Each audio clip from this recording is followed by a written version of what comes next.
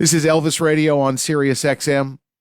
Argo bringing you back to Lisa's birthday, 2012.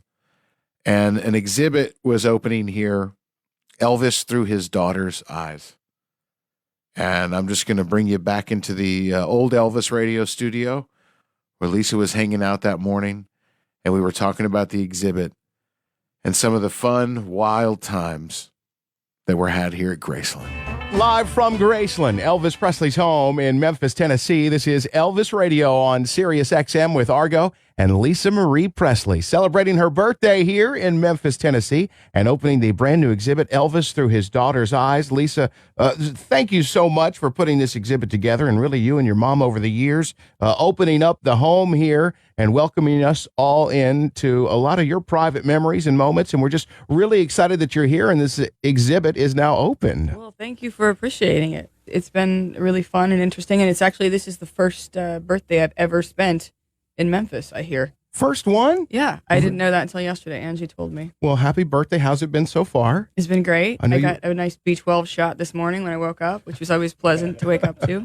And you did Good Morning America this morning. People have been talking about that as well. Yes. And how that was. So talk about the exhibit and how it all came together. You've been involved with the planning and the development of the new exhibit here? I have. It's been being done over about 6 months, and slowly but surely they've collected and gathered all these things that I never thought they'd ever find and put it all together. And so it's been interesting to watch the whole evolution. What does it mean for you every time you come back here?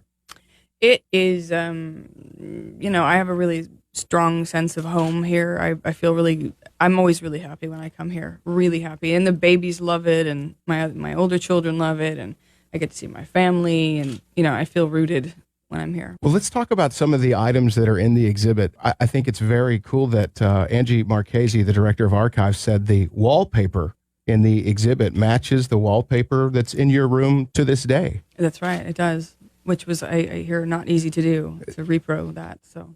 And they have some home movies playing. Which I hadn't seen, actually, before. Which you had never seen before? No, until the other day, and Finley thought it was her on the screen. So. She did. How old are the twins now? They're 3. They're 3 years old. Mm-hmm. That's so cool. I want to ask you, when did you first realize what your dad meant to the world? He's always been dad to you, but when was that moment that you realized what he was to everybody else? I don't know if I ever processed it that way. I don't know how I processed it, because I was used to sharing him, I guess you could say, with everybody. But I had my own relationship with him. So I don't know, but I was used to seeing him with other people and on stage. So I don't quite know how I processed all that, to answer honestly. Because you were just always around that. It was just always part of, that's what your dad did. That's, right. Talk about life at Graceland. And Elvis by the Presleys, you said that it was a place where time and rules really didn't exist. And this is true. I can't believe people weren't killed up there with how horrible we were. I mean, it was just mayhem with fireworks and snowmobiles and golf carts, collisions. It was, I don't know, throwing pool balls downstairs, pool sticks at each other. I mean, I really don't know how anybody survived. You mentioned fireworks. We know that your dad loved fireworks, so I guess he had them around. Yes, he did.